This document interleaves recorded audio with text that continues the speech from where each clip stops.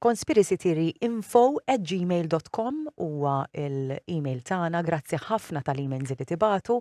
Jiena nħu pjaċir ħafna illi nisma' l-feedback tagħkom għax wara kollox dawn il-podcasts isiru għalikom. Min-nies tan-nies għan-nies. U wara ħafna xewqat li kellkom intom it-telespettaturi kien hemm min qalli erġa' stiednu l-Kevin għaliex dak milja ta' informazzjoni. Mija illum għad-disa podcast Kevin Falzon biex nitkellmu fuq il-mażunerija. Grazzi Kevin tal-li rġajt il-qajt l-istedina tiegħi din id-darba biex nitkellmu fuq il-mażunerija. Nistgħu nabbinawa fuq mal-ewwel podcast li tkellimna. Fl-ewwel podcast tkellimna fuq min imexxi d-dinja dawk ta' bla wiċċ.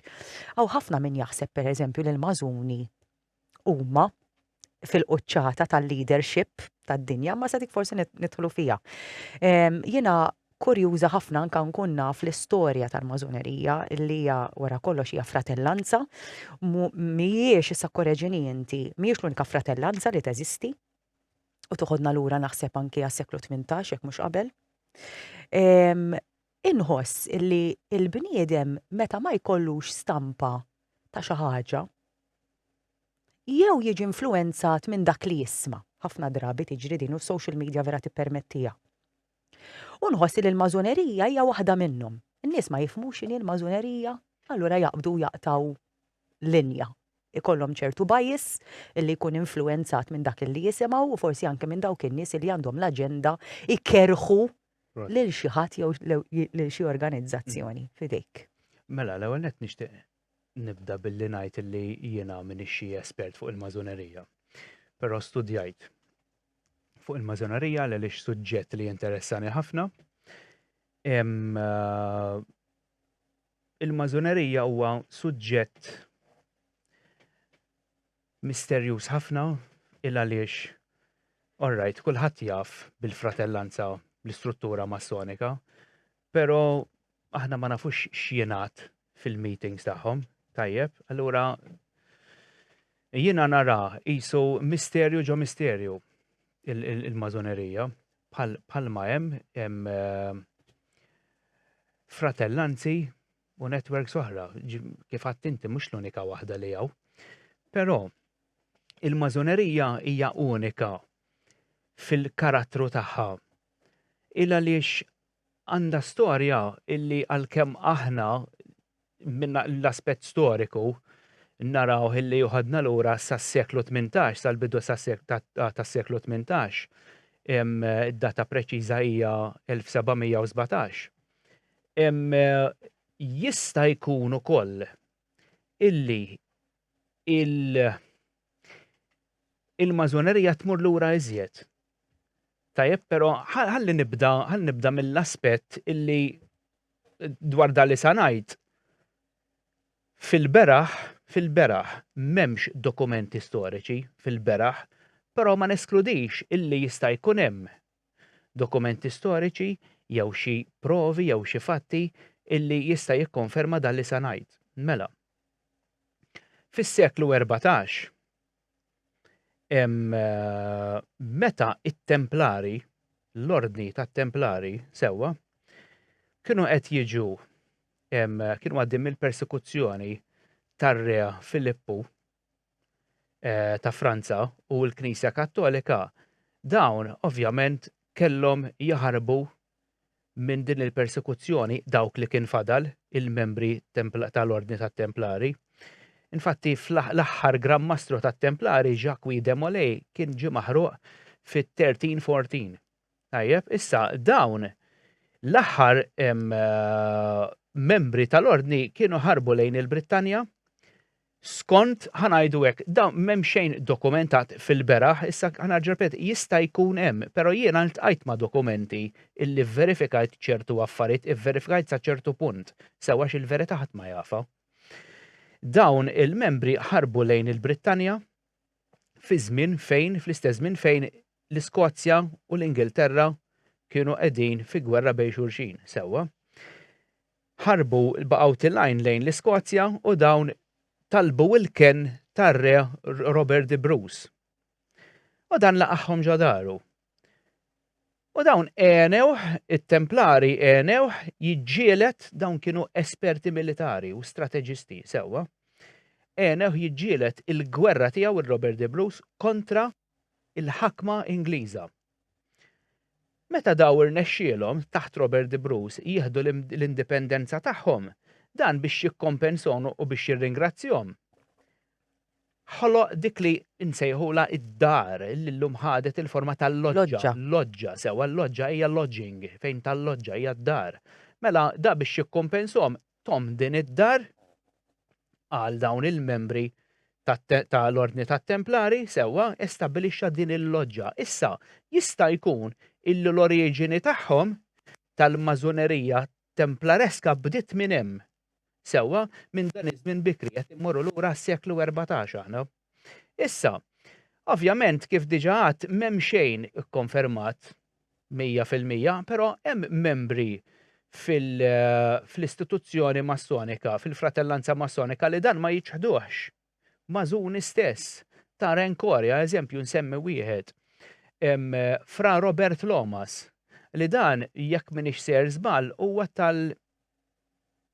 mhux Scottish Rite jekk minix ser żball. Però tikkwatawniex. Illi dan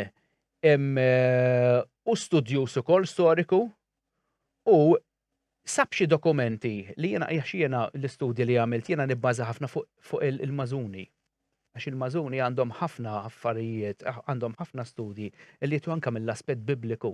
Qed tifhem jiġifieri għandhom informazzjoni verament tajba.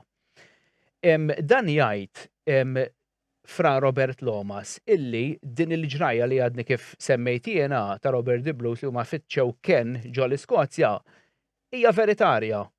Però stess jgħid illi m'hawnx dokumenti fil-pubbliku illi aħna nistgħu isma' ara veru qiegħda di, qiegħda ir-rakkont huwa storiku in-narrattiv. Sewwa m'hemmx allura aħna qegħdin dik il-konfużjoni li ngħidu minn eżempju studja l-istorja minn aspett akkademiku l-università jgħidlek isma' dan lor mhix veru, dan fantażiji. Allura minn dak l-aspett, mbagħad jiena ndur lejn dawn l-istudjużi li qegħdin fih dan il-fraternanza massonika u qishom jiena nġib ċertu sustanza li sa ċertu punt jiena nista' nikkonferma illi dan huwa veru. Il-kavallieri għandhom fratellanza għalihom illum il-ġurnata, le? Templari, ġew Maltin li huma kavallieri u jibdew minn novizzjat, jiġu nominati jekk minn is-sejra żball u mbagħad għandhom u anki l-Mażuni hemm kriterja inti biex tapplika biex issir Mażun jekk minn is-sejra żball kif qiegħda l-biċċa tax-xogħol.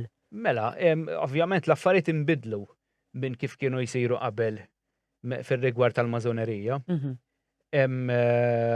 Qabel is-sinjorija kienet tidħol, kienet tiġi aċċettata.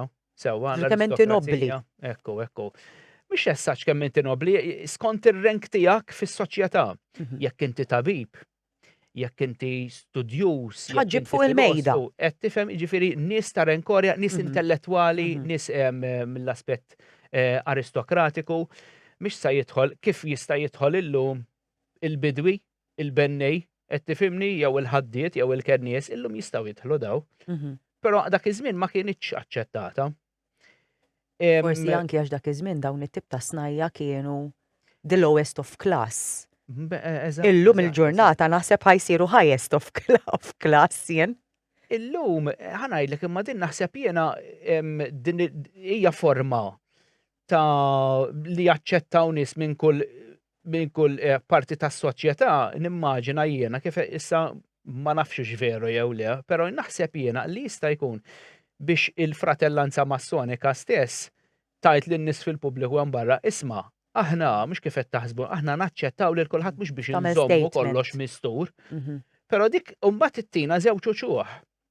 Nafu aħna li hemm il-wiċċ pubbliku hemm il-wiċċ moħbi. Tajjeb. U hija dik is-segretezza li tqanqal dubju għan-nies. Mhix hekk. Għax jiġifieri hemm min jgħid allura din is-segretezza għaliex aħna pereżempju nikxfu kollox kull ma nagħmlu, inkluż il-flus tagħna u intom le. Għaliex ma taħsbux illi dan jista' jkun lokal abbuż ta' money laundering pereżempju? Qed nagħti eżempju. Din idħlu fiex, din ara dan is-suġġett fi ħafna fejn idħlu sewwa. Il-Mażonerija ma nbnitx f'100 sena.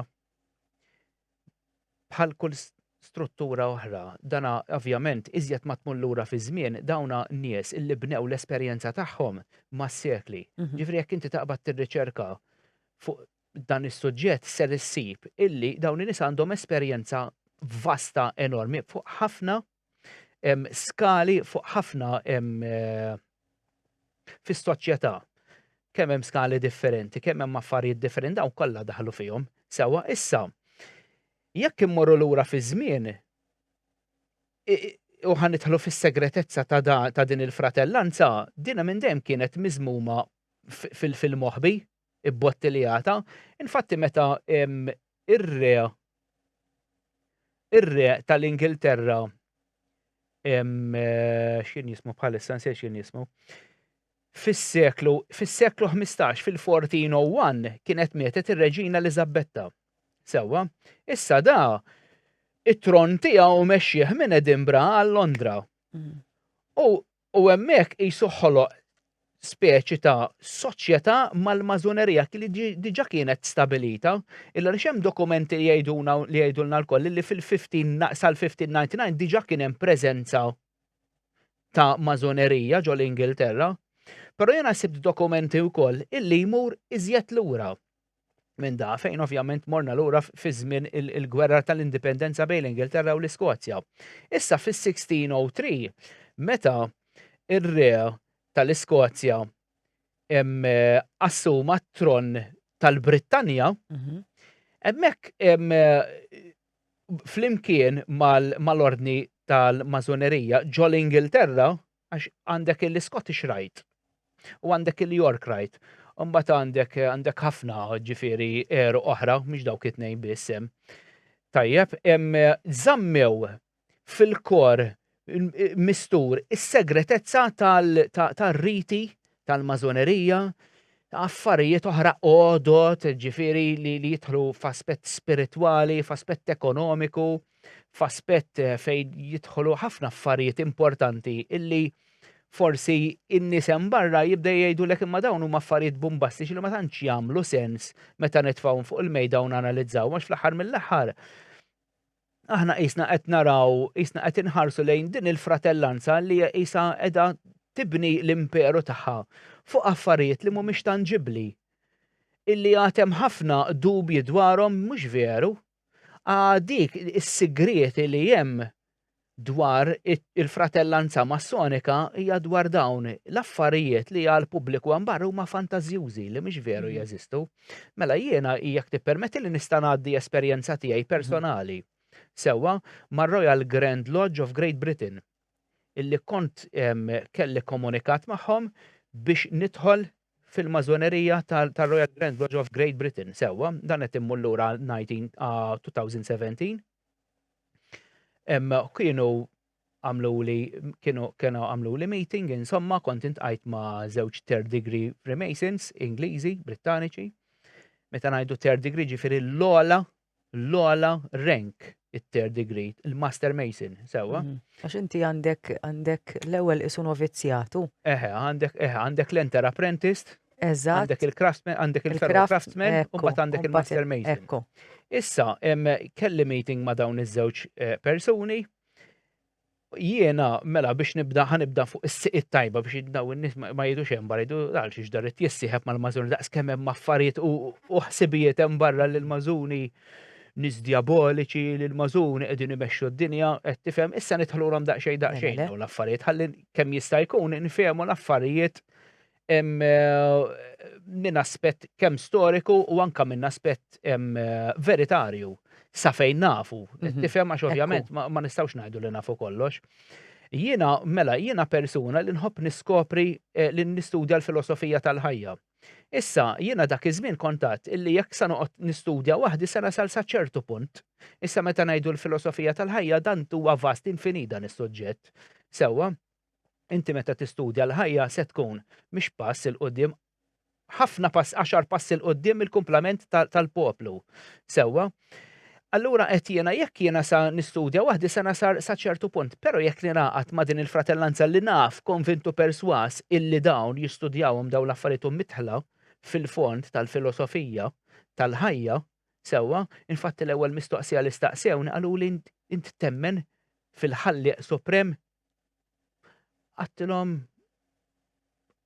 mhux persuna suprema, f'embodiment suprem. Għattilhom iva jiena.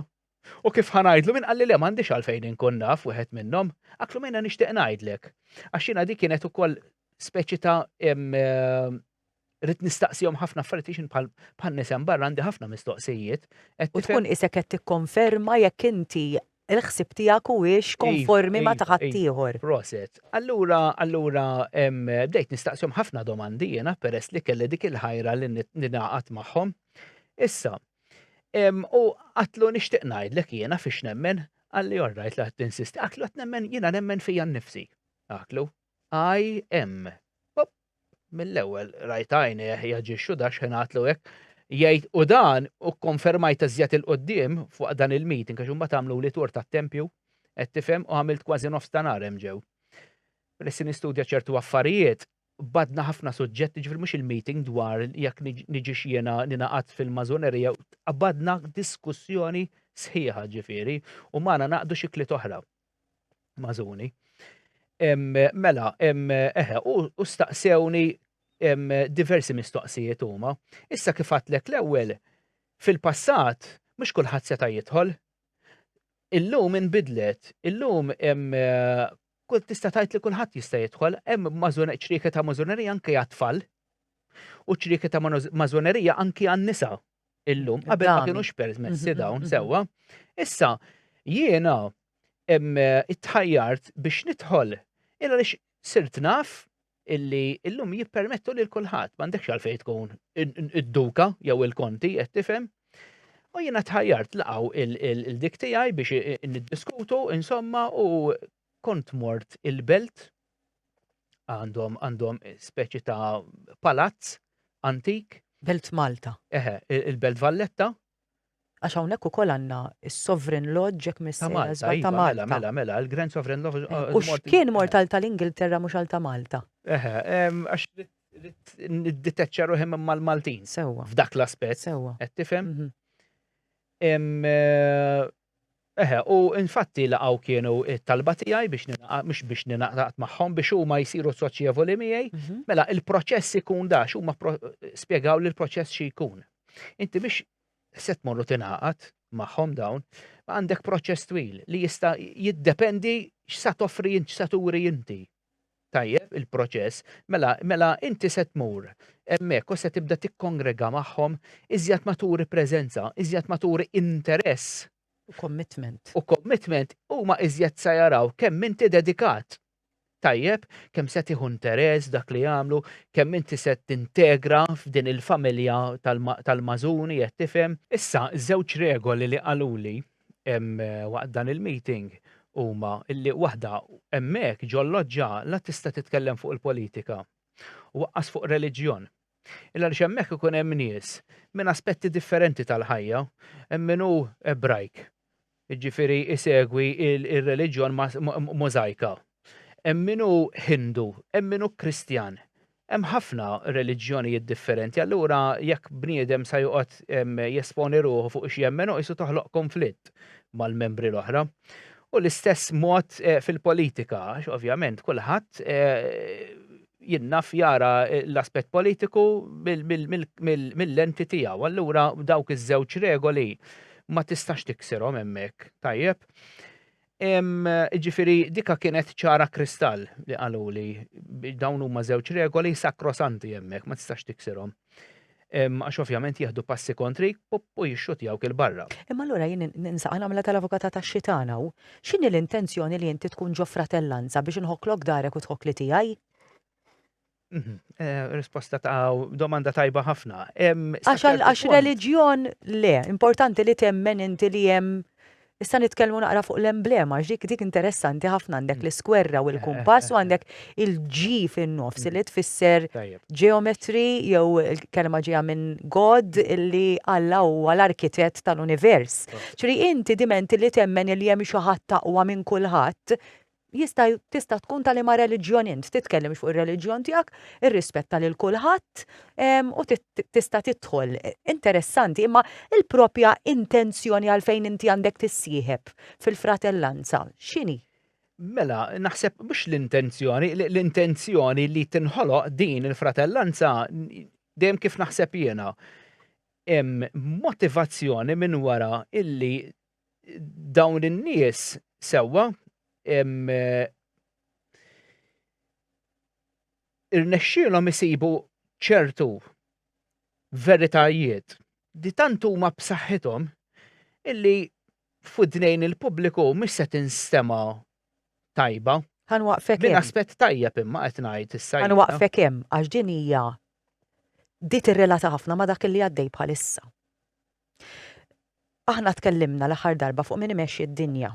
U n-narrattiva li għaddejjem barra għal xi wħud tan-nies illi qed jaraw x'inhu għaddej fid-dinja minn perspettiva differenti u jixtiequ immorru barra mis-sistema biex ma jibqgħux deħlin biex jiġu kontrollati n-nies. Importanti u għaw ħafna bħalissa minn qed jaħdem biex ikollu fratellanzi għax hekk jiġu biex inti toħloq alleanza biex ma tiġix ikkontrollat mill-gvernijiet, mill-massa, mill-One World Order u seħela li trid. Huwa dak l-istess skop illi għandhom għamlu il-Mażuni. Il-jekk inti you are on the same wavelength tal-ħsib tiegħi, jekk ma tridx illi tiġi kontrollat minn dak illi qed imexxi d-dinja, mela allura nagħmlu alleanza, nibnu fratellanza. Ma jfissirx illi dik hija ħażina. U vera nara ċertu relattività ma dak li għaddej bħalissa fejqaw xewqa kbira lin-nies issib min jifhimha bħala. In-nies illum qed issaqsi, inti qed tara dak li qed nara jien, dak li għaddej fid-dinja lilek jogħġbok, dak li qed ibellawlna. Inti tieħdu. Ekku. Mela, vera, naqbel miegħek film. Infatti il-persekuzzjoni tal-Mażuni hija realistika, din hija storika. Il-Knisja Kattolika persegwitat ħafna. Kont se nasal għalija. Il-Knisja Kattolika hija fratellanza. Bla dubju, ordni globali. U l-iktar organizzazzjoni jew istituzzjoni seħla li trid illi kienet kontra l-Mażuni kienet il-Knisja. Għala.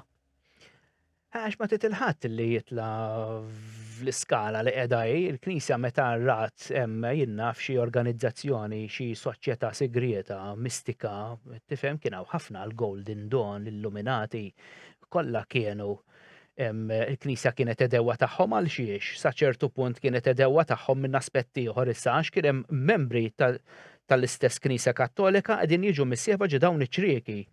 Dan isek jiena għal mod tal-kelma jiena miżewweġ lit-tali mara, il-mara tiegħi, però fl-istess għandi lavers oħra, ma nistax naqsam is-sigreti tiegħi li ngħid mal-mara li naqsam mal-mara u ma naqsam ma' nies oħra. Qed tifhimni, allura dak inti qisha qed tillikja s-saħħa tal-Knisja għax inti għandek membri tiegħek stess li huma membri inizjati ġo ċrieki oħra. Għadik ridet teqridhom totalment. Imma moralment dik hija ħażina. Ovvjament. Anke l-Mażuni ma naħsibx li jaċċettawha li inti ma tistax tissieħeb ma' ċriki oħra. Ġri hemm il-Knisja jgħidu li kellha raġun. Imma qala rrid inkun naf kella membri li bdew iħossuhom iktar komdi jissiebħu ma' ċriki oħra rrid inkun naf. Il-Knisja minna nifisha kienet antikwata. Sewwa, mmorru lura fi żmien fir-Rinaxximent. Anke fir-Rinaxximent kienet antikwata, eżempju lil Galileo kienet tefatu taħt house arrest. Illa li dak kien jissapportja dik ħanejdulek teorija dak iż-żmien llum nafu li huwa fatt tal-heliocentrism li d-dinja ddur max-xemx. Il-Knisja qalet mhix veru kollox statik ma jiċċaqlaq xejn. Allora tefatu taħt house arrest għax ma tistax inti tesprimi ruħek anke minn aspett xjentifiku. Qed tifhem għax jekk ma taqbilx mal-Knisja, mela allura tmur kontra Alla, għax il-Knisja hija Alla tajti, qed tifhem? Allura minn dak l-aspett kienet antikwata. U mbagħad bdew mhux bdew ifaqsux dawn iċ-ċrieki mistiċi. Kienu ilhom minn żmien ġifieri s-Sumeri mmorru lura 6,000 sena, 7,000 sena dawn minn dejjem kienu hemm, qed tifhem? Minn dejjem kienu ppersegwitati sa ċertu punt jew mill-monarkija, jew jekk il-monarkija ma tippersegwituhomx għax ikun hemm eżempju membri mill-monarkija stess li jkunu parti minn din iċ-ċirku qed tifhem, allura dawn minn dejjem kienu hemm. Però fi żmien medjavali u fir-Rinaxximent, iva dawn għaddew minn persekuzzjoni, ir-Rosicrucians eżempju, l-Ordni tas-Salib, dawn kollha kienu ċrieki, ħansejħulhom hekk, segreti, illi dawn qed jippreservaw il-filosofija, l-istudju tal-ħajja. Aħna ma nħarsux lejn il-ħajja, eżempju, mela l-pubbliku hemm barra ma jħallix lejn il-ħajja bl-istess mod kif ħarsu lejha dawn l-ordnijiet segreti għaliex dawn jafu xi tfisser il-ħajja għalhekk inti lili l-ewwel ma staqsjawni inti temmen f'dik xi ħaġa suprema importanti jekk tgħidilhom le mela da bla sugu. Da, qed tifhem? X'jemmnu mela, x'jemmnu? Mela dak li semmejt inti l-ewwel is-sovran infinit, il-ħalli infinit. Issa fil-verità il-ħalli infinit x'inhuwa? In-natura. Però ma jgħodux ituħ titli. Titlu wieħed hemm. Wieħed mhux bħalma nidħlu fil-Ebrajk eżempju ma nafx hemm xi 14 il-titlu għal Alla. Però l-istess l-Ebrej qegħdin jirreferu għall-istess potenza infinita, intelligenti, għan-natura. Infatti jekk immorru lura fi żmien fil-paganiżmu, sewwa fejn is-soċjetajiet mad-dinja kienu jaduraw ħafna alla differenti dawk l-alla kull alla individwali dak qed jirrappreżenta forza naturali, l-alla tax-xemx, l-alla tar-rieħ, l-alla tal-baħar, l-alla tan-natura, l-alla qed tifhem, dawk huma kollha elementi naturali jekk taqgħadhom kollha f'daqqa jiġu ħaġa waħda n-natura. Ġifri mhux li hemm xi ħadd li hu aktar qawwi min-natura li krea in-natura. Wishful thinking tal-Kattoliċi. Dik wishful thinking tal-Kattoliċi. Sewwa illi għax imbagħad meta inti tgħid illi n-natura toħloq kollox jgħidulek imbagħad in-natura min għamilha, qed tifhem? Għax l-aħħar mill-aħħar dawn min għamilha jekk nistaqsija lilhom jiena ma jafux. Huma min għamilha għax dawn kollha wishful thinking huma jridu jemmnu hekk. Però ma hawn l-ebda evidenza. Però evidenza li n-natura hija suprema. Mhux kollox anke jekk taqbad barmil bl-ilma titfa' għaxjem xi tħallih ġimagħtejn hemm tara t-tadpoles. Mhux kollox waħdu ġifieri building blocks naturali. Mhux għax verament hemm xi ħadd bid-daqna ta' kaxar kmandamenti u jagħmel l-affarijiet u qed dawn kollha mitoloġiji, però mitoloġiji li jekk tqaxxarhom se jagħmlu sens. Jekk inti għandek basla kollha layers, kollha livelli, se tqaxxar layer b'kawtela u b'reqqa bil-mod, inti se tasal fil-kor u se tifhem x'inhu jiġri. Però jekk inti din l-istess basla qbad sikkina samta minn nofs, b'mod maġel minn se tifhem xejn għax qed tara layers però ma tafx xi jfissru dawn. Jekk qatt titqaxxar il-basla bil-mod u qed tifhem il-filosofija tal-ħajja, se tifhem allura għalhekk dawn iżommu l-affarijiet mistura. Illa in-natura tant b'saħħitha u aħna parti minnha, tant aħna b'saħħitna illi aħna jekk nibdew nifmu x'aħna u minn aħna u x'kapaċi nagħmlu fejn kapaċi naslu mingħajr is-sistema mela x'se jiġri s-sistema se tikrolla u din is-sistema ma tridix. Għalhekk għallilna tridna hemm isfel u qed tibqa' hemm fuq. Qed tifhem allura ħafna mill-membri politiċi tobba mill-università kollha huma membri f'dawn iċ-ċrieki, f'dawn l-ordnijiet tar-Rosicrucians tal-Mażuni qed tifhem. Ġifieri dak huma li qed jippreservaw. Mela din qed nikxifa jiena mhux għax qed ngħidlek jiena parti mill-ordni u naf jgħidu eżatt ma nafx jgħidu hemm ġew. Però bej wieħed u in between the lines naf x'jgħidu jiena naf fuq x'inhuma l-meetings tagħhom dawn qed jistudjaw il-ħolqien, qed jistudjaw in-natura. X'ittik in-natura x'għandha lesta lik għax maħniex niflu għax maħniex nistudjaw in-natura qegħdin nibbażaw fuq il-bniedem. Jekk inti qed tibbaża fuq il-bniedem u fuq in-natura, mela inti se tiġi illimitat. Mela dawn mhumiex limitati għalhekk jiena l-ewwel meta għaklek nixtieq nissieħeb magħhom għax jiena waħdi se nasal sa ċertu punt, però jekk nissieħeb magħhom mbagħad nista' nasal ħafna iżjed. Però mbagħad minn dak l-aspett jiena ma rridx dik il-commitment illi ngħid isma' għax ovvjament imbagħad kif taqbad tgħid in-naħa l-oħra l-right hemisphere, il-left hemisphere ta' rasi bdiet tgħid isma' hemm affarijiet u tajba l-left hemisphere ukoll. Għax il-ħażin huwa tajjeb daqs it-tajjeb. Il-ħażin huwa tajjeb daqs it-tajjeb. Ma tistax tgħid il-ħażin armuh għax aħna mill-ħażin nitalmu, mid-dlam noħorġu għad-dawl. Allura il-left hemisphere qal li jisma' dan il-commitment jista' jwaslek għal affarijiet oħra, jista' jwaslek għal korruzzjoni, tista' tikkorrompi lilek innifsek. Ġifieri tista' tasal għal korruzzjoni. Bla dubju. Mela, u dik kont sa nasallek għalija. Ġifieri jiena jista' it-tendenza tal-umani hija li iżjed ma jkollu poter iżjed jikkorrompi ruħu. Iżjed jibda jara lill-oħrajn nemel, iżjed ma jkollok flus u ġid u poter, iżjed tibda tikkorrompi ruħek. Għax dik hija natura tal-bniedem u dik hija l-lezzjoni li rridu nitalmu aħna, qed tifhem? Aħna tkellimna fuq l-emblema u sissa għamilna medda ta' kwarta nitkellmu fuq l-ispiritwalità tal-mażonerija. Mek tħares lejn l-emblem għandhom l-iskwerra li mhux qed tik l-impressjoni fejn huma jemnu li huma tal-art ukoll, ġifieri għandek l-ispiritwalità, il-kumpass għal fuq għall-ispiritwalità u l-iskwerra li tagħmlek persuna tal-art bix-xewqat tiegħek. Kif taħdem il-mażonerija f'dak li għandu x'aqsam il-fiżiku? Se ninsew l-ispiritwali x'jagħmlu? Jgħinu l-xurxin, finanzjarjament, kif jimxu? Mela, inti semmejt minn l-aspett spirituali, huma mhux minn l-aspett spirituali biss jaħdmu anke minn aspett fiżiku biex jagħtihom s-saħħa fiżika li toffri din id-dinja li toffri n-natura. Però biex issa nkompli ma' dik il-mistoqsija tiegħek, huma jgħinu lil xurxin. Sewwa jgħinu lil xurxin. Iħokku dar xurxin. Iwa, mela. Fatti li tafawili.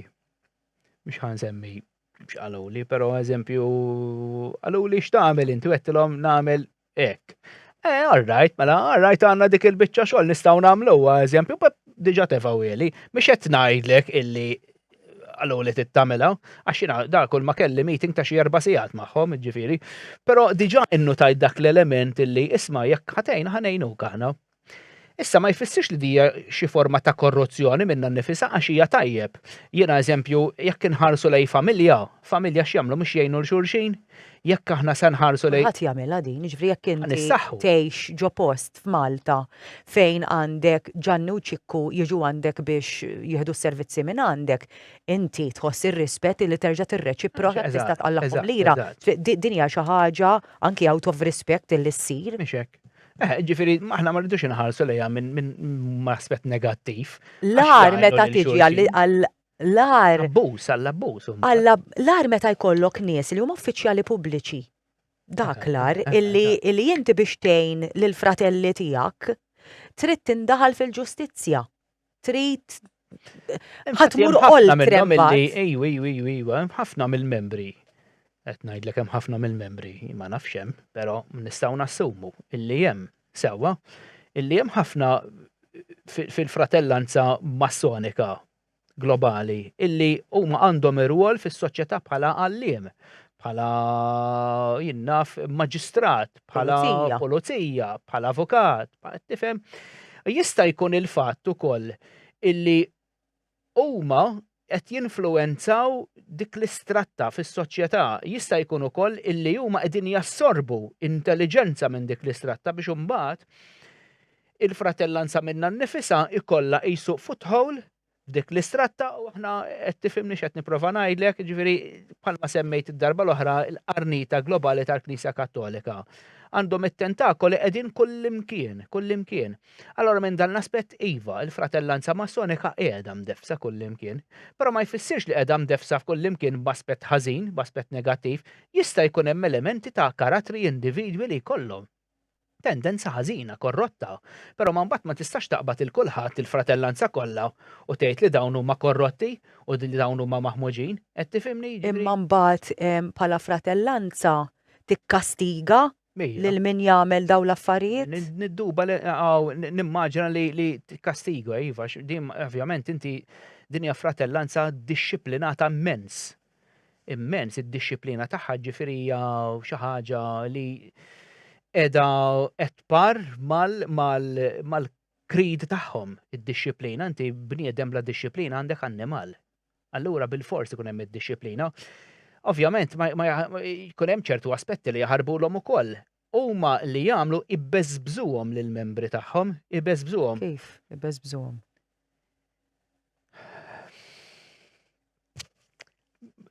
Hemm affarijiet ma nkunx nista' ngħidhom, qed tifhem? Però minn aspett minn aspett tajjeb ibbeżbżuhom fil-fatt illi jistgħu jiġu penalizzati, jistgħu jiġu immultati, jistgħu eżempju fil-ġerarkija, eżempju noħodlok il-titlu tiegħek. Jekk għal-mod tal-kelma ħammorru minn aspetti oħra, eżempju, jekk inti għandek l-università u inti għandek għallim, edukatur illi jew qed jabbuża malar toħodlu il-professjonalità tiegħu u tikxfu tal-iju, qed tifhem ma tistax tħalli bniedem abbużiv fil-din il-professjonalità li qed jagħmellek il-ħsara u tħallih jaħdem hemmhekk, allura nimmaġin li b'dak il-mod illi jistgħu jikkastigawhom illi joħdulhom it-titli tagħhom għax għalihom dawn it-titli tagħhom huma kollox. Jirbsulek il-fradal, kollha b'dawk is-simboli, qed tifhem illi kollha jissinifikaw ir-rank tagħhom fil-ġerarkija, qed tifhem minn fejn ġej, dawn l-affarijiet kollha. Is-simboliżmu importanti ħafna lihom. Ovvjament. Għandhom anke numri, pereżempju, it-tlieta, l-5 u s-7. Hemm ħafna figuri numeriċi huma tista' tgħid l-ispirtu ħanajdu hekk jew parti mill-ispirtu massoniku bħal-lingwa simbolika li huma il-kriptografija hija lingwa oħra li huma jaqsmu bejniethom ħantik eżempju. Mela, b'mod verbali. Mela, immaġina jienu inti ntqajna fit-triq. Għax barra jgħidu biex jarfu l-xulxin hemm dik it-tip ta' handshake. Mhix dik biss hemm ħafna forom oħra illi huma jużaw biex jidentifikaw lil xulxin. Eżempju, immaġina jienu inti ntqajna fit-triq. U jiena biex nikkonferma jew sa ċertu punt biex nara fekk intix fil-fratellanza, ngħidlek eżempju mill-bagalja li qed iġġor tidher li inti vjaġġatur. U inti jekk tkun mażun ħadd kompliment tgħid li iva ta' jiena nivvjaġġa mad-dinja kollha. Poppo jisna sa ċertu punt mela jiena kkonfermajt. U mbagħad konversazzjoni qasira li jien sentikx tifhem illi mhix sarġi ngħidlek isma' int mażun mhix hekk. Kollox kodifikat, kollox covered, kollox bil-moħbi, lingwa simbolika, qed tifhem? Hemm ħafna affarijiet jew sinjali, anke eżempju dawn l-affarijiet jiġru fil-qorti, fil-qrati. Eżempju naf ikun hemm persuna li qiegħda tiġi indicted, qiegħda tiġi imres għall-qorti għal tali jinnaf suspett. U jiena biex nikseb biex nara nivverifika il-maġistrat jew l-imħallef huwiex membru. Jekk dan li qed jiġi indicted huwa mażun sewwa, biex dan li qed jiġi indicted jikkonferma jekk il-maġistrat huwiex fil-fratellanza sewwa, issa ma neħdux minn Malta, għax Malti hija żgħira, nimmaġina li l-fratelli kollha jafu xulxin. Però hemm morru eżempju l-Ingilterra li hemm ħafna loġoġ ġol Ingilterra, ġol provinċi, sewwa jiena biex nikkonferma jekk il-maġistrat huwiex fil-fratell, ngħaddilu ċertu sinjali. Jekk jgħaddihom lil lura, qed tifhem? Sinjal li dan jista' jgħin, però jista' jkun ukoll il-każ illi jekk il-maġistrat ikun membru tal-mażoneri jista' jagħżel li ma jgħinux. Għal xiex?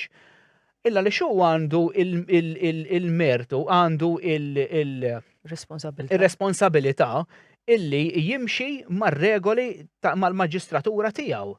Ġifieri f'dak l-istess Rajt li sowek suppost. Eżatt, allura hu ma jistax għax dak hu qiegħed jikxef kemm hu weak. Mela aħna ngħinu l-xulxin meta nsibu ruħna fi problemi nista' ngħinek. Fejn tidħol pożittività jgħinu l-xulxin, però ma nesludix il-fatt li jgħinu l-xulxin ukoll fin-negattiv daw, però jista' jkun ukoll illi maġistrat jew xi ħadd f'kariga għolja jagħżel li ma jgħinx. Qed tifhem jew jagħżel li ma jidentifikax ruħu. Jien naħseb illi dawn jistgħu jsiru wkoll mhux qed ngħid ma nafhomx dawn l-affarijiet nispekola bħal kulħadd. Però nimmaġ dawn umani bħalna jista' jkun il-fatt ukoll illi dawn isiru wkoll li ma jivverifikax ruħu ma ieħor li isma' jiena mażun, iżhom kollox mistur, ħalli ma jkunx jaf, ħalli b'dak il-mod ikun iżjed rilassat jimxi mar-liġi fil-maġistratura tiegħu milli jkunu mbagħad committed li jgħinu bil-fors sa ċertu punt, qed tifhem imbagħad jaf isibu reglu għax m'intix, eżempju, konfermajt li inti mażun, qed tifhem għad inħoloq dik il-clash, dik il-friction bejniethom, naħseb jista' jkun li huma jażlu li ma jidentifikawx ruhom. U dik hija waħda mill-affarijiet li tinkwita ħafna lin-nies.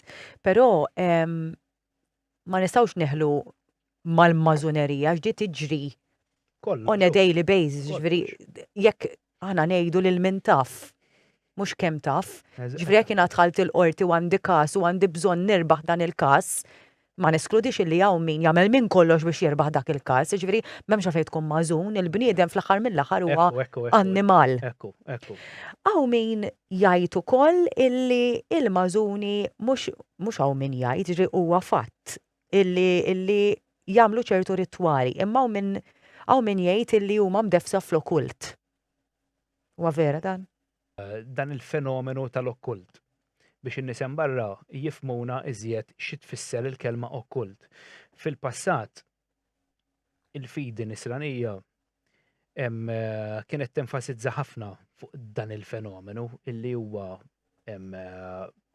xi ħaġa litteralment diabolika illi persuna titteppja jew tbabas fl-okkult. Li sa ċertu punt għandha raġun. Issa, però, għalhekk nixtieq nenfasizza dwarha din. Bħal kollox, l-okkult huwa tajjeb u ħażin. Tgħidli mhux jiġifieri huwa tajjeb u ħażin. Jekk għandek sikkina, tista' tużaha biex taqta' biċċa ħobż biha, tista' tużaha wkoll biex tikkommetti rejat. Tajjeb, mela, l-okkult huwa l-istess ħaġa. Jiena nista' nużah l-okkult għax l-okkult huwa xjenza, ix-xjenza tal-ħajja biex tifhem il-ħajja. Sewwa, qabel kienna nsejħu l-alkemija, l-chemistry. X'jagħmlu? Jidentifikaw base elements biex jħaltu qed tifhem. Dik hija l-filosofija tal-okkult biex inti tifhem il-ħajja. Tara x'tista' tipprovdilek il-ħajja iżjed ma tħaffer iżjed se ssib. Mela l-okkult dak li hu issa jekk inti b'dak li ssib se tabbuża minnu biex tottieni poter personali biex tiddomina l-ħadd ieħor, mela dak huwa ħażin. Dak huwa l-ħażin tal-okkult, però jekk l-okkult qed nużawh biex kollettivament aħna insaħħu lilna nfusna bħala umani jew inkella biex insaħħu lil biex nagħmel it-tajb, dakka tajjeb. Allura dik in-nies iridu jifhmuha illi r-ritwali għal entitajiet malinji jeżistu wkoll. Dik taqa' taħt il-kappa tal-okkult, però mbagħad inti tista' tagħmel invocations għal entitajiet tajbin. Bħal? Eżempju, jinnaf, pal-antenati tiegħek, pal-familjari tiegħek li jkunu ħallewk riċentament, tista' inti. Ġieli tip ta' clairvoyance, pereżempju, jew. Mhix essaċ, le mhux essaċ, tikkomunika. Jgħidu għan barra daw ta' xi fuq x'qed jitkellem daqqa waħda qabas f'affarijiet illi. Xi Ouija board, pereżempju. Il-Ouija board neskludija, imma Ouija board hija kif taqbad tgħid, isek għandek dar inti ftaħt il-bibta barra u ħallejthom miftuħ. Qed tifhem u inti m'għandekx kontroll ta' min se jidħollok jew qed tifhem, allura dik hija daqsxejn jekk inti ma tkunx espert jew kollok esperjenza ta' kif tuża ta' x'inhu huma r-regoli eżatt, kif tipproteġi lilek innifsek u kif se tkun f'kontroll assolut tal-prattika jista' jkun hemm li biċċa xogħol taħrablek minn idejk u taffettwak b'mod ħażin ħafna. Qed tifhem dawn mhux affarijiet taċċajt. Id-dinja il-ħajja mhijiex fiżika biss. Il-ħajja hija spiritwali u oltre ma' affarijiet li ma nafuhomx. Mhix spiritu biss hemm oltre, affarijiet oltre. Ġifieri minn forsi hemmhekk hemm barra hemm nies qed jgħidu da x'qed jgħid dawn huma affarijiet realistiċi. Aħna ma nistgħux ngħidu li aħna llum fil-ħajja tagħna wasalna saw mela saw biss jeżisti. Dak li ma nafux bih ma nistgħux neskluduh. Qed tifhem importanti li aħna nkunu b'moħħna miftuħ, li noħorġu barra mill-kaxxa, ma ngħixux ġol kaxxa biss, għax jekk inti jekk hemm bieb u dejjem tgħid xemm warajh u dejjem tispekola u dejjem ħatibqa' bid-dubju bil-mistoqsija, taf meta sassir taf xemm warah meta tiftħu l-bieb. Jekk ħatoqgħod tibża tiftħu mis sassir taf. Allura l-okkult huwa parti primarja minn dawn l-ordnijiet li jipprattikaw l-okkult. Il-Templari kienu jipprattikaw l-okkult. Il-Knisja tipprattika l-okkult. Issa mbagħad jiddependi mill-membru. Ejja biex jifhmu min qed isegwina, biex jifhem min qed isegwina. Għax daqskemm jistgħu nies jirrelataw mal-Knisja naħseb mal-ebda entità oħra. X'tib ta' okkult tipprattika l-Knisja? Issa jiddependi mill-prattikant, narġaw back to square one. Jekk il-prattikant għandu intenzjonijiet ħżiena, personali biex jottieni u biss, mela dak qed jipprattika okkult abbużiv. Ma meta pereżempju ngħidu li l-Ispirtu Santu jinżel fuqna, dak huwa tip ta' okkult? Ejja mela. Le, biex in-nies jifhmu x'jiġifieri okkult għax ħafna drabi l-okkult nabbinawh ma' min jadura lil Satana jew lil Bal jew minnu Luċiferjan jew. Dik l-influenza li l-Knisja Kattolika firxet man-nies. Għal xiex? Era lix bl-okkult inti tista' tiskopri ħafna affarijiet, mela biex ma tiskoprix u biex tagħmik u biex tiġi inkapaċitat litteralment, diżabbli u tiddependi bil-Knisja, tbeżżak. Itbeżżak tgħidlek l-okkult ħażin. Għal xiex ħażin okkult, għax ma għallimtnix. Jekk eżempju li tallimni jisma' l-okkult tajjeb però titħolx f'dik l-isfera l-oħra. Ma forsi. Għax hemmhekk ħażin, però jekk inti tipprattika l-okkult it-tajjeb, l-okkult mhux kollu ħażin, hemm għandek biċċa minnu tajba u biċċa minnu ħażin. Ma forsi għax taf fejn jasal il-bniedem. Ejja ngħidu il-bniedem il-kurżità telbu. U malli tiftaħ dak il-portil għamlet żmien twil u kważi anke nazzarda ngħid sissa ma titkellimx fuq l-eżorċiżmu. Il-Knisja għax ma tixtieqx li n-nies jibdew jesperimentaw. Ma tixtieqx li oltre minn hekk. Jew għax tibża li jsiru iktar potenti. Eżatt, dik il-ħaġa. U jispiċċa jaqalhom dak il-velu. Dik il-ħaġa assolutament. Jekk inti tiskopri, immaġina din mela. Jekk jiena se niskopri mediċina illi bija mediċina naturali li bija di litteralment. Fejja il-kanċer. Set fejja li kollu. Kif qed jiġri fil-verità. X'taħseb li se tagħmel il-farmaceutika? Ħadd appoġġjani jew se tipprova trażżanni tal-aqli ħalqi u tgħeddidni kemm tiflaħ għax fl-aħħar mill-aħħar l-ekonomija. Naqbel. Qed tifhimni? Allura il-Knisja Kattolika f'dan l-ambitu f'dan id-dawl ma tridx min jola eżjed minna għax dawn il-fratellanzi dawn hekk kienu qed jagħmlu dawn qed iħaffru biex jibqgħu jfittxu. Il-verità. Jfittxu l-verità għax il-verità mhix qiegħda ġol kotba, il-verità qiegħda kullimkien. Però aħna jgħidulna mur għax-xogħol, tiżżewweġ, mur il-quddies, bla bla bla, seba' ħodela dik il-ħajja, le mhix dik il-ħajja, l-ħajja komplessa infinita. Issa hemm min wasal f'ħajtu sa ċertu punt. U hemm min spara l-qoddim qaset naraħ bajnejn għax ġa x'għamel da speċjali. Fetaħ moħħu, ma baqax fil-box mentality. Ara dawk li għadhom jemnu fil-professur fl-università u fir-reliġjon u f'daw, daw baqa' mwaħlin hemm. Ara dak li ġi qatal il-ktajjen kollha u ġi indipendenti u jaf juża moħħu juża s-sistema fejn jrid. Mhux qed ngħidlek li s-sistema ħażina, s-sistema tajba, min jabbuża minnha ġieba ħażina, għax is-sistema hija tajba, il-mediċina tajba, l-edukazzjoni tajba, id-disciplina u l-liġi tajbi, però min qiegħed jiġbed l-ispak qiegħed jamministra b'mod ħażin. Mela allura jiena la naf dawn l-fatturi kollha li huma ħżiena nuża s-sistema meta jrid jien u meta jaqbil jien tajjeb dejjem biex ma ngħidux illi kif taqbad tgħid kollox jista' jiġi influwenzat mill-ħażin, jien nista' nabbuża minn in-nifs stess, nista' nkisser lil in-nifs stess. Eżempju ngħid jiena naf għandi ħajti mkissra jiena x'kelli adolescenza kif taqbad tgħid kelli ġenituri li ma kinux jieħdu ħsiebi, li kienu jabbużawni. Allura dawn jaqgħu f'dak il-vizzju ta' pinnoli u affarijiet hekk, u f'dak il-mod isib is-serħan, jien qed nabbuża minn innifsi, mhux qed nirrispetta lil innifsi. Self-destruction. Eżatt. Allura jiena meta qed niġi qisi nafda fuq din il-ħaġa minn l-aspett ta' pinnoli biex jingħajtuni serħan, qiegħed niġi dipendenti minn fuq għax jien qed naħseb illi is-serħan il-kuntentizza u l-ħarba minn negattività daw biss jistgħu jtuwieli. L-istess ħaġa fis-sistema.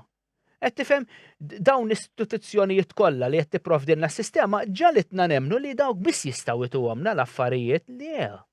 Is-sistema għamietek bħalma l-Knisja għamiet lis-segwaċi tagħha li hija l-medjatriċi bejn l-infinit u l-bniedem. Le, mhix veru, inti tista' tikkomunika mal-infinità. Fatti diġà suqala fit-Testament il-ġdid fl-Evanġeli għalhekk m'għandekx għalfejn toqgħod mur is-sinagoga. Għalhekk inti tista' titlob l-infinità mill-konvenjenza tad-dar tiegħek għax dak qiegħed kullimkien. L-infinità kullimkien sa tisimak. Fil-fatt interessanti ħafna kif anka il-Knisja b'mod dirett kienet qalet li inti jekk tifforma parti mill-mażonerija qed tagħmel dnub mejjed. Meta anke jekk ikollok xi ħadd li huwa pereżempju li daħallu spirtu ħażin u se jgħaddi trattament ta' eżorċiżmu pereżempju, jista' jkun li kien qed jgħix ħajja ħażina u daħal spirtu ħażin. Imma daqskemm enfasizzat fuq bniedem mażun li inti tkun qed tgħix fid-dnub mejjed kważi lej xejn. Ħanajdlek, jekk. Issa tibża minnhom. Jekk għal-mod tal-kelma ikollok papa li jkun anti-mażonerija, da jibqa' ċert li se jipprova jkisser kull influenza, kull twemmin illi persuna individwu jista' jkollu lejn din il-fratellanza. Jekk dan minnaħa l-oħra jkun pro il-mażuni, da mhux se jsemmihom. Se jqgħod jinfaħħarhom għax ovvjament jgħidu da għandu subaħ imbill. Allura ikun kawt li ma jsemmihomx. Kenna papi li M'għandix idea. Ma nafx. Però ma niddubitax li fil-ġerarkija ekklesjastika hemm ħafna assisin ta' rank li huma mażuni. Mela. Ġifieri, ara jiena meta għamluli tur fit-tempju tal-loġġa li hemm il-Belt Valletta, isek tħallġu knisja. L-istess ħaġa. Però mbagħad għandek ħafna simbolizmu illi il-Knisja Kattolika għandha simbolizmu tagħha. Tajjeb, u l-ewwel semmejt inti l-ġeometrija. Il-ġeometrija mela, il-ġeometrija sakra sewwa mhix ġeometrija normali, ġeometrija sakra. Inti meta tidħol fija di u tibda tara dan is-simbolizmu kollu fit-tempju kemm fil-Knisja u kemm ta' fratellanza sigreta oħra se tara din il-lingwaġġ simboliku li l-bniedem normali hemm barra. Għalih dak dekorazzjonijiet, eżempju tara l-pine cone, tara x-xemx, tara l-anġlu kustodju. Tara lajn li ħafna mal-illuminati. Se tara il-piramida blajn fin-nofs, se tara l-arzella, se tara l-wera, se tara l-fler-de-lis, hemm ħafna ruxmata kbira ta' simboli illi kollet jikkomunikaw messaġġ. Sewwa, eżempju, il-menora, il-kandelabra tal-Ebrej, dik ta' seba' jdejn, sewwa il-menora, dak tfisser is-seba' aspetti tal-ġisem. Is-seba' aspetti għax aħna mhux ġisem wieħed għandna seba'. U dawn jikkorrespondu ma' seba' dimensjonijiet. Aħna għandna ġisem f'kull dimensjoni. Sewwa, eżempju, jekk persuna tipprattika l-astral projection se tuża l-ġisem astrali biex tmur f'dik id-dimensjoni, f'dik ir-realtà, jekk int se tmur fir-realtà kristallika se tuża l-ġisem kristalliku. U jiena dawn għamilthom, m'għandix evidenza, però jiena għamilthom u naf li huma veru. U persuni li prattikawha u li mxew wara dik l-istruzzjoni li tajthom jiena, sewwa għax hemm guidelines inti x'tista' tagħmel biex toħroġ minn ġo ġismek.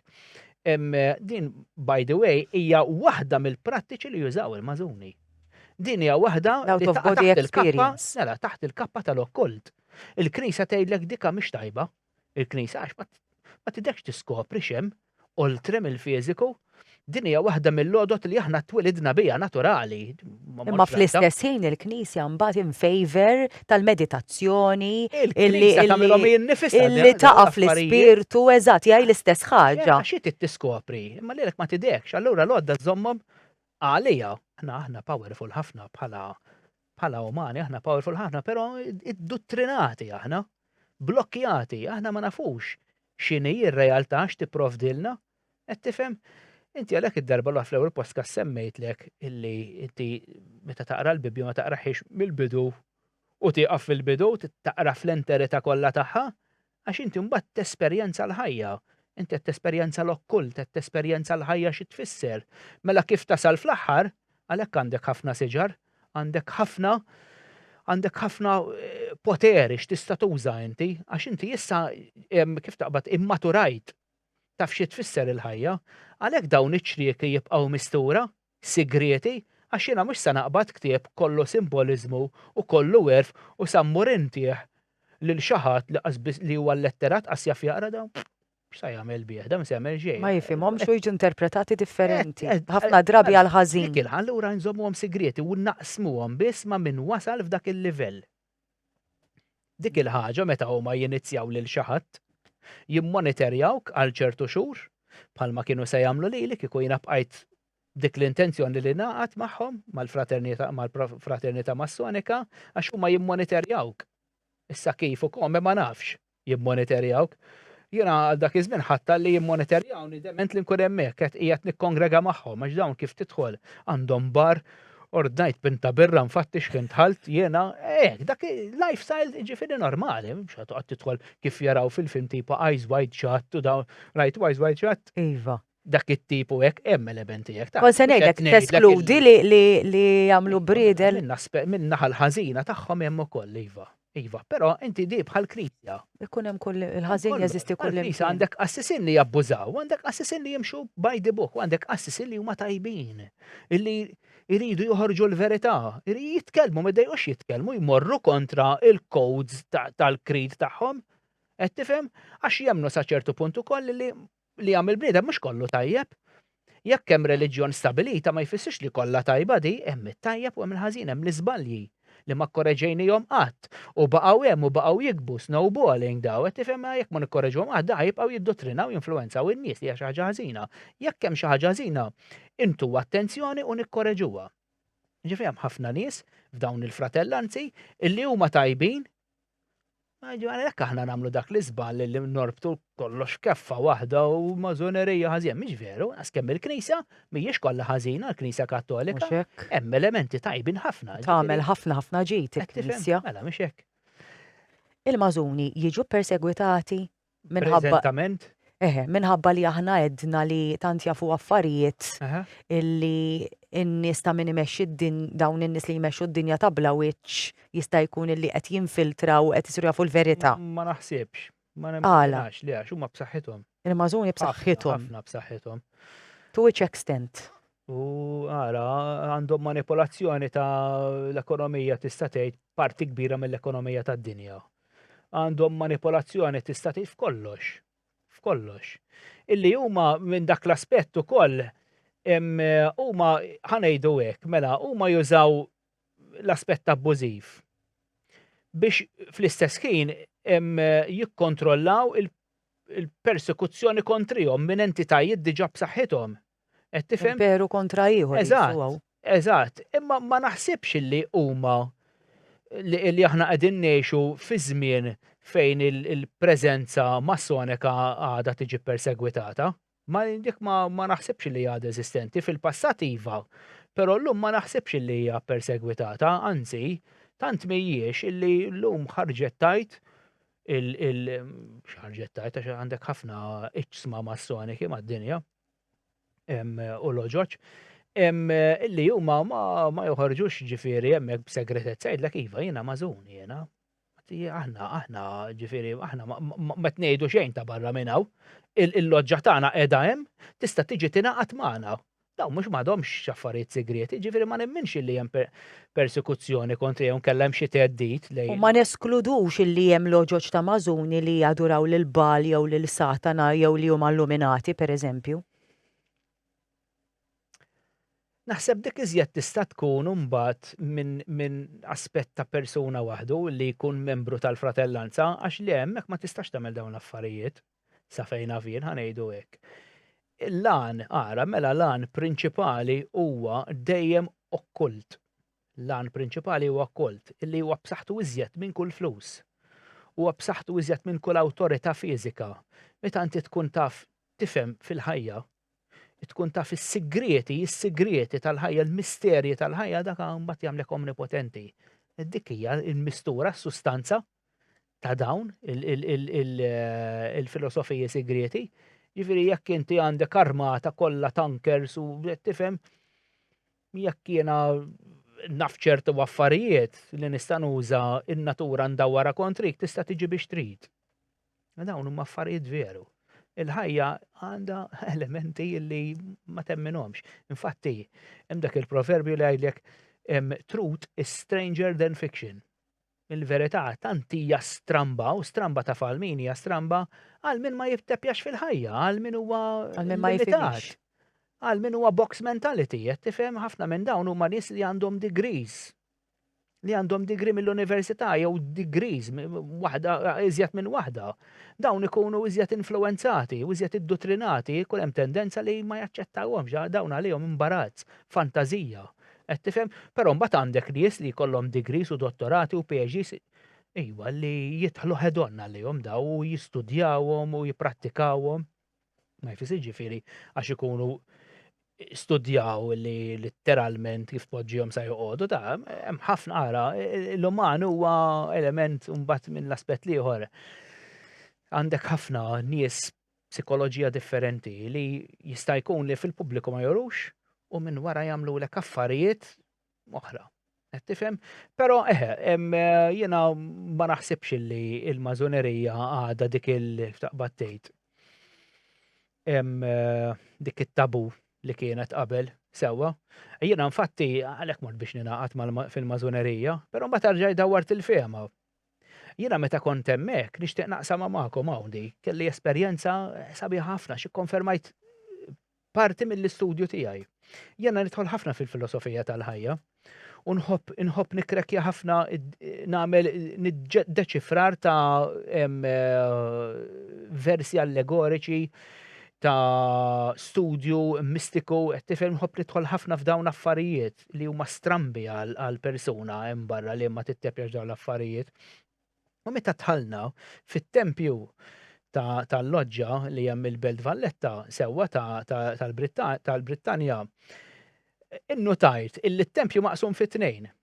Għandu velu iswed fin-nofs, għandu portiera kbira fin-nofs, però kienet imtella di. U jiena għedtilhom kien qed jispjega da kien qed jagħmel li tur, aklu ismeklu nistaqbel ma tkompli intik l-ispjegazzjoni tiegħi eklu t-teorija tiegħi dwar din it-tempju, għalli mela l kienu veru nies ġifieri mhux dak it-tip li jitkellmu huma biss, u ma kellhom dik l-attenzjoni fejn biex kunu jafu x'taf. Għalhekk jimmonitorjaw biex jara sa fejn tasal inti u x'diġà taf. U għattilhom orrajt, għattilhom mela jiena studjus tal-Bibja. Issa dan it-tempju huwa il-moħħ tal-bniedem. Mela aħna għandna il-holy place u il-holy of holies. Għattilhom mela l-ewwel chamber huwa l-holy place, it-tieni chamber huwa l-holy of holies. Baqa li jekk daw. Eklu x'taħseb, alright, għalli there are two interpretations, għalli hemm żewġ interpretazzjonijiet. U bdejt nevolvi fuqha eklu mfatti eklu meta Moser ċieva l-ordni mirant Alla biex jibni t-tempju talla, eklu dan. Ironikament, Alla stess Alla tista' tuża skarpella, tista' tuża mazza, la tista' tuża serri. Alla mela biex ħanibni it-tempju. Ma kienx qed jitkellem għal tempju fiżiku, kien qed jitkellem għat tempju, it-tempju talla. Il-pineal gland li minna għandek tista' tagħmel konnessjoni mal-infinità ma xi trid. Sewwa, allura eklu battajtu din l-interpretazzjoni għalli it's very good għalli dan iġifieri l-interpretazzjoni tiegħek ma qallix iżjed minn hekk biex ma jkomplix taf inti x'irrid ngħid. U infatti inti meta tidħol fil-Holy of Holies biex nagħlaq ma jkomplix noħodlok il-ħin. Għandek l-artal. Inti aħna nafu li aħna annimali bl-intelligenza, annimali għandhom intelligenza tagħhom, però aħna evolvejna ħafna iżjed imbagħad. Issa inti meta tidħol ssib l-artal fil-Holy of Holies, x'tagħmel hemmhekk? X'kienu jagħmlu l-antiki mhux l-Ebrej biss tat-tempju ta' Jahwe, il-pagani ta' reliġjonijiet oħra kienu joffru l-annimali. Xi tfisser dik eżatt? Għax ħafna min ma jifhmuwiex. Toffri lilek innifsek. Proset, imma hemm qiegħda inti x'qed qed toffri ġism. it-tendenza annimaleska tiegħek. Eżatt. Mela jekk qed toffri ħaruf, jekk qed toffri jinnaf, inti dejjem ħaġġib annimal miegħek, se toffrih lill-Alla, xi ġifier toffrih lill-Alla. Inti qiegħed tirrilaxxa it-tendenzi annimaleski tiegħek, dak li lek qed iżommuk lura milli tevolvi minn aspett filosofiku u spiritwali. Mela inti qed tirrilaxxa it-tendenza l-irbit mad-dinja li tgħix bħala il-ktajjen. Eżatt, qed tifhem da is-simboliżmu tar-riti kollu fih ġifieri sinifikat b'saħħtu li tista' titgħallem minnu mhux għax daw qed joqtlu l-annimali joffruhom hekk. Qed tifhem hemm messaġġ mistur moħħbi għal xi jfisser da? Xi jfisser meta toffri annimal? Qed toffri tendenzi annimaleski tiegħek, inti qed tiġi liberat mit-tendenzja annema li inti qed issa qed tiġi il-perfected Christ, il-perfected human. L-aħħar mistoqsija u nagħlqu hawnhekk. Mhux għax m'għandix iktar, imma tini eżempju ta' riti. Ir-riti massoniċi u xek, mela. Mela, ħantik eżempju ta' wieħed mill-iżjed riti importanti fil-fratellanza, il-Master Mason, sewwa, il-Master Mason Rite. U għal renk dak. Dak għat-tielet. It-tielet renk, l-iżjed għali dak. Eżatt. Issa, mbarra jgħidulek mux 33 degree l-iżjed għali, 33 degree, mbagħad dawk huma extensions tat-tielet grad, sewwa. Mela, issa, meta l-inizjat jiġi terġa' inizjat bħala Master Mason, sewwa, fil-fellowship, dana jagħmlu jirreċtaw il-mewt ta' Hiram Abif. Hiram Abif kien dak l-arkitett ġenjali inspirat mill-infinità biex jibni it-tempju talla imqabbat minn Salamun, minn Re Salamun, sewwa, fil-Iron Age. Issa jgħid l-istorja seħħeġ jew le, jekk hix litteralment allegorika ma nafx, però din jirreċtawha f'waqt ir-rit ta' dak il-persuna se tkun se tiġi inizjata għal Master Mason. Issa, ir-rit jinvolvi da. Meta kienu qatlu lil Hiram Abif, da kellu s-sigreti issa, aħna meta ngħidu Mason xi tfisser bennej Mason. Imma mhux bennej ta' dar, qed nibnu t-tempju. Issa, mela dawn huma l-bennejja tat-tempju infinit. Għalhekk tidħol ħafna l-ġeometrija sakra. Issa, mela, il-ħaddiema u hawnhekk jidħlu dawk li semmejt inti, l-iskorra, il-kumpass u għandek elementi oħra mill-pol. Il-pol dak li l-bennej innizzel il-ġebla bih jagħti d-daqqa fuq il-ġebla biex jillivella qed tifhem biex inniżilha. Issa, mela, darba meta kienu spiċċaw mix-xogħol ħanejdlek imbagħad ir-rit huwa da bażikament. Hiram Abif meta spiċċaw ix-xogħol kien għaddej sewwa u mbagħad ħareġ wieħed mill-ħaddiema u qallu tini is-sigriet tal-Master Mason eżempju u dak qallu le mhix santihulek u jteħdaqqa ta' skorra ġo rasu. Bum! U ma qatlux. Dan ir-rit jiġi rreċtat sewwa. Mbagħad ma jirnexxulux joqtlu da, u mbagħad joħroġ it-tieni wieħed wara ftit u jgħidlu tini is-sigriet tal-Master Mason. Sewwa, il-kelma sigrieta. U da jgħidlu le mhix santihulek u jteħdaqqa ta' kumpass daqshekk tal-ħadid jiġifieri, u ma joqtlux, u mbagħad joħroġ l-aħħar wieħed u jgħidlu l-istess. U jteħdaqqa ta' pol ġarasu u joqtlu. Issa fl-istorja biblika Salamun jgħidilhom fil-Bibja Massonika sewwa jgħidilhom issa ir-raġel li kien jaf is-sigriet miet u l-kelma ntilfet u l-kelma x'inhi. Jien skoprejt x'inhi. Il-kelma hija I am. Għax jiena is-saċerdot tat-tempju tiegħi. I am, fimt, jiena u Alla, mhux qed ngħidlek li nħlaq da kollu, però jiena parti mill-kokreazzjoni. Kulħadd jikkreja, kulħadd huwa kokreatur, mela I am, jiena importanti ħafna. U di Ġesu kien qalilhom lill-Ebrej, lill-Lut, għallhom intkom fl-iskrolli ta' missirietkom hemm miktub li intkom kollha Allat u ma femux qabdu jwadbulu l-ġebel. Sewwa? Fil-fatt għallhom, fil-fatt meta ġew sawna l-qubdi, meta ġi Ġesu anka fil-Bibja hemm miktub, ma ġiex biex joħloq reliġjon, imma moviment u għallhom jiena fikom u intom fija. Mela. Ġi biex jiftaħ l-imħuħu, biex jiddotrinak fi reliġjon. Interessanti ħafna daw l-affarijiet. Kif kollha huma intertwined Ifhem, għalhekk il-filosofija tal-ħajja huwa sabiet tħaffer ħalli ma tiqaf imkien tibqa' sejjer jien għandik ilba kbira u waċċ għall-erf ġifieri. U dan ir-rit infatti hija temm biex inti biex il-nisjat jilħaq dik l-iskala tal-Master Mason fil-entità massonika ġifieri. U jtuħ id-daqqid vera ġifieri ta' kumpass jirreċtawa. Le. Sakemm jinżel mal-art. Imma mbagħad parti mir-rit hija din illi hu jmut. Sewwa, però ħafna fratellanzi oħra jużawha di biex tiġi reinkarnat. Sewwa, mhix joqtlok veru, mock trial tkun di, jew nkella mock death. Joqtluk u mbagħad jerġgħu għajmuk. Bħal meta inti eżempju fil-Ġordan kienu jniżlu n-nies fl-ilma Il-mamudija. Itellawk biex tinħasel inti jerġa' jitwilet reincarnation, qed tifhem? Dawn huma kollha ritwali simboliċi li fihom ħafna saħħa u x'tifhem fihom. Grazzi ħafna Kevin tal-li ġejt ndumu nitkellmu għandna fejn għamlu ħafna iktar podcast ma bħalma nagħmel is-soltu nsaqsi lit-telespettaturi għadek taħseb illi il-mażonerija hija conspiracy theory?